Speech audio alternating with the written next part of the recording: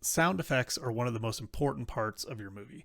They will really take your movie to the next level when done correctly. So you want to pay close attention to detail and get sound effects that really layer and create a depth within your movie that you wouldn't get otherwise. So there's a lot of different ways to obtain the sounds, but one way to do it would be to search on the internet. There's a lot of free resources. Freesound.org is a great place to look, and I've searched here for door closing, and if we click the play button, we can hear right there in the browser what the sound is. You can download it, you can use it. Now they have different licensing, of course, so this one's not in the public domain. You must attribute or credit this in the sound if you use it, or in your credits if you use it. So read the licensing and make sure that you understand how to use it, but it's a really good resource. What I like to do is use GarageBand on the iPhone or any iOS device. It's free, it comes with your device, and it's a really powerful tool that'll let us create some sound effects. So let's take a look at that.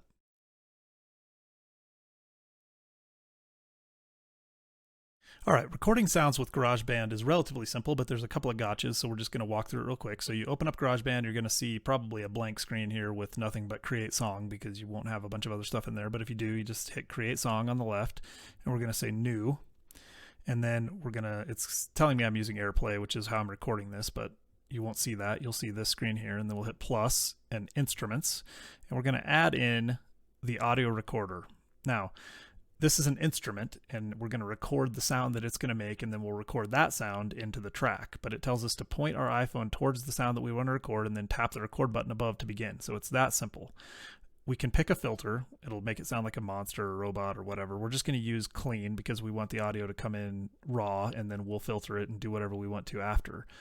But the next thing I'm going to do, I'm just going to do a quick recording of me tapping on the desk. So I'm going to hit, first off, let's turn this blue, you can see I'm flashing it up here, this blue metronome icon. We should turn that to white so it doesn't play while we're actually trying to record.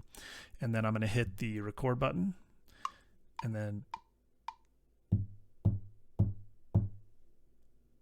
tapped on the desk a couple times, and then you can hear that playing back. So now we have our sound ready. Now we're going to hit the squares up there. So again, to get back to this main kind of track menu. But what we want to do, you can see that when we do that, it'll play our sound. So we want to stop our sound. Okay, now we want to record it into the track. So I'll hit record and then play it, and then stop. Now we've actually recorded that sound into the song so that when we go to try to export it, it will have something to record. If we didn't do that last step, it would have the track, it would have the sound recorded into the instrument, the audio recorder instrument, but it wouldn't actually be recorded into the track. So we don't have to go any further. There's a lot of other stuff we can do in GarageBand, but right now what we're going to do is just go back to my songs and then just touch on the name of the song there so we can rename it. And I'm just going to call this Tapping on Desks. On desk. Okay, say done, and now we're ready to go. So now to export this, we just long press on it, go down to share, song, and then we can decide what we want. I want high quality. We're not going to go highest quality. We don't need it, but then we can just say share, and then it'll ask us how we want to share that. And I think what we'll do in this case is send me, this is interesting. I hadn't really thought this through. We could message it to ourselves. We could Gmail it. Let's go ahead and just Gmail it to ourselves. So it's going to export the song, which just takes a very short amount of time. And then I'm going to send this to myself. And this is going to be Tapping on Desk. And shoot it off. And it's going to send me the sound as an attachment in my email.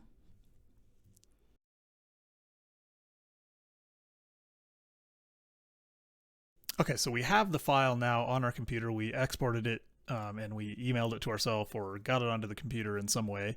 And you can see that I have a tapping on desk.m4a. This is the format that it exports from GarageBand with.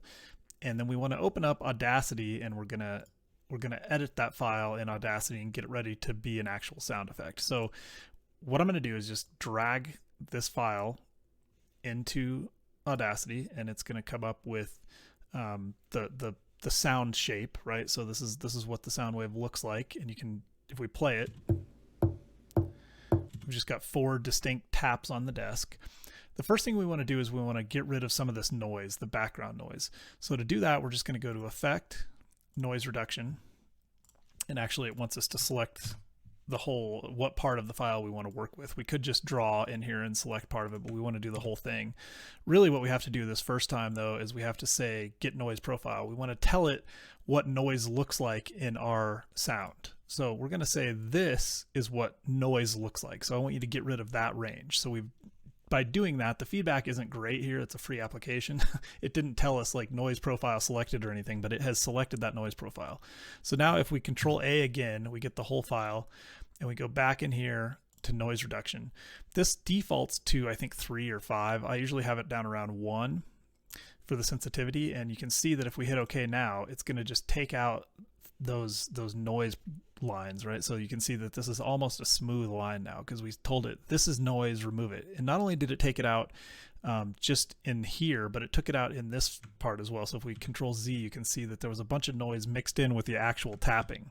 Control Y, it redoes it. So now if we listen,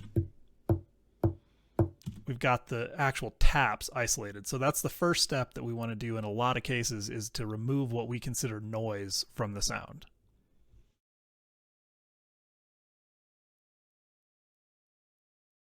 Okay, so now that we have the noise removed from our sound, we can move on and do a couple other things. Now, there are a lot of tutorials out there on the internet that you can find about how to make your sound even better. There's all kinds of things you can do to really kind of tweak and fine tune and get the last, inch of quality out of your sound. I find that usually removing the noise does most of the job for me, but we can talk about some other things if necessary. Right now, though, I just wanted to show there's a couple other things we could do. So in effects, there's all kinds of stuff we could do, reverb, and if we just use the default settings, you can see it's gonna add a reverb. So I'm going to undo that and show you real quick what that was. Reverb, it tells you what size the room is by percentage and what the delay. I mean, you can change all these settings, but you can see that if you wanted a reverb, if this was like somebody tapping a mallet in a courtroom, you can imagine that would be pretty cool. You could just use a hammer on your desk and then you could add a courtroom kind of effect to it. All kinds of things you can do, so you can play around with all that stuff in here. What we're going to do next, though, is we're going to take the sound now that we've isolated and we're going to pull it out into just individual taps. So if we listen again, our first tap is kind of more soft, right? It's a little softer. Our second one is a little harder. You can even see by the sound shape here that the beginning of our tap is a little more solid. So we might want to extract 2 taps out of this. And what I usually do is kind of zoom in on an area. So I'll select this and we'll kind of zoom in here. And we'll see that's the shape of our single tap. So we play it, we get that 1 tap. And what I usually like to do is get as close as I can to the beginning of that sound. And the more you zoom in, the more you can tell where your sound actually starts. I'll get as close as I can to the beginning of the sound, start right here, and then I'm just going to drag as close to the end as I can. So we have just that part of the sound selected. So we play it. Feels pretty good. It stops a little short. I'm going to drag it out just a little bit. Yeah, it feels about the same. It doesn't really matter either way. Okay, so that's our tap. Now, what I'm going to do is Control C to copy that. I'm going to hit Control N to get a new Audacity window, and then Control V to paste our sound in. So now we have a new file, well, a new Audacity project with just our single sound. Okay, so now we can export this sound as tap 1 or whatever we want to call it. So I'm going to go File, Export. We want to export as MP3. You can export as other formats. We'll work with MP3 for our tutorial. So we export as MP3, and I'm just going to tell it I want to put it in my audio folder. In fact, actually, let's go to we want to actually go to the editing tutorial, and we'll create a new folder here. We'll call it audio, or let's see, sound effects. Okay, so we'll export this sound effect. We'll call this tap 1. Now let's be even more descriptive. Desk tap 1, and we'll save that. And it's going to ask us if we want to put in our artist tag. We don't care about that. We're just going to say okay. So now I'm just going to close this file. We don't even need it anymore. We're not going to use it right now. So now if we Control mouse wheel, we zoom out here again. So Control mouse wheel will zoom in and out. I'm going to take one more tap in case we want to have 2 different taps. And this is just an example. We're not going to actually use a tap, but we zoom in again, and let's just get right here at the beginning of our sound and right here at the end, and then we feel pretty good about that. We like that. So we Control C, Control N to get a new window, Control V to paste that new sound in. Okay, so we've got that sound and we're good to go. Now we can File, Export, MP3, and do the same thing over again. So we can just call this Dan or Desktop 2.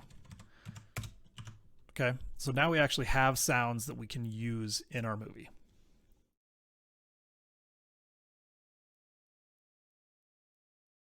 All right, I went back to our original sound here just for a minute. I wanted to just talk about a couple things that I forgot to mention before.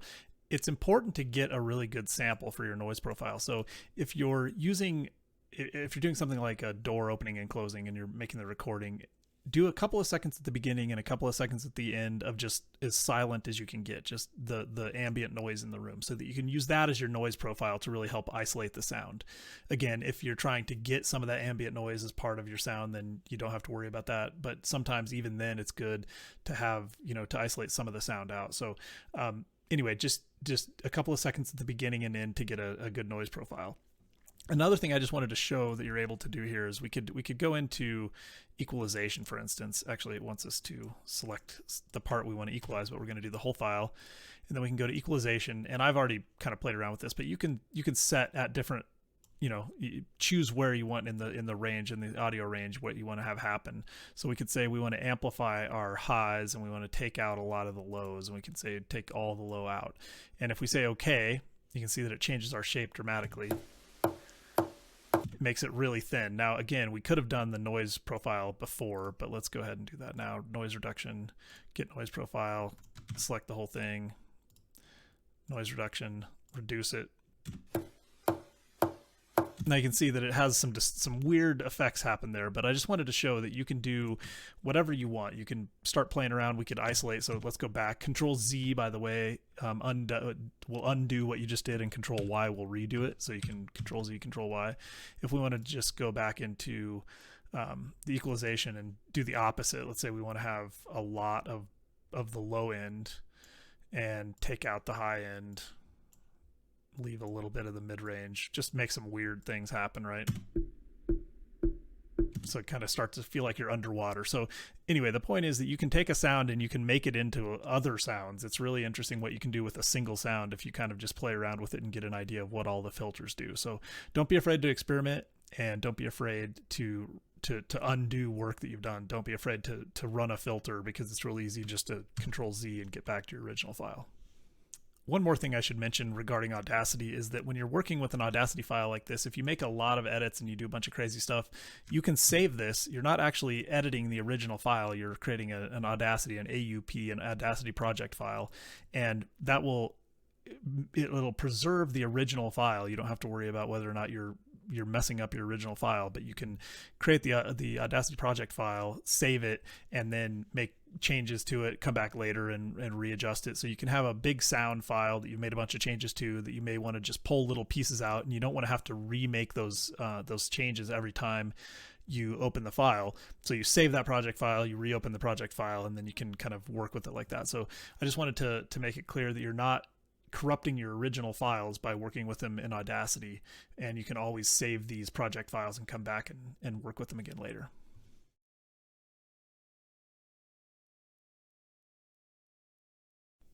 All right, so now that you know how to record sounds in GarageBand, you can just go out and start recording sound effects all over the place. It's really fun to play with different ways of capturing sounds, using Lego clicks or just finding different weird sounds around the house. But you really want to kind of focus on what you need for your movie. So let's say you've got people walking on the concrete and you've got people walking inside. You want to go maybe out to the front and wait till there's no cars driving by, or maybe you want to have some cars driving by because that'll be more realistic. And you just take the phone and you start recording your sound, and you just record yourself walking. Now, you can just record everything directly with the iPhone mic if you want.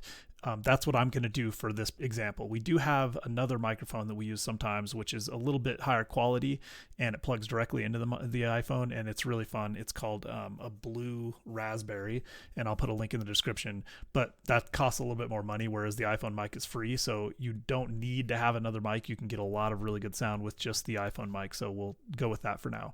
So you can imagine just going around your house and opening the cabinet door and closing it, or opening the front door and closing it, having somebody walk across the floor, making sounds from things dropping, whatever it is. So use your imagination, find out what you actually need from your your animation or your filming, and see what sound effects would really help. Just pay attention to the details and every little thing that's happening on screen. It's really nice to add little touches in and be able to really have that layering and that depth of that scene come out through the sound.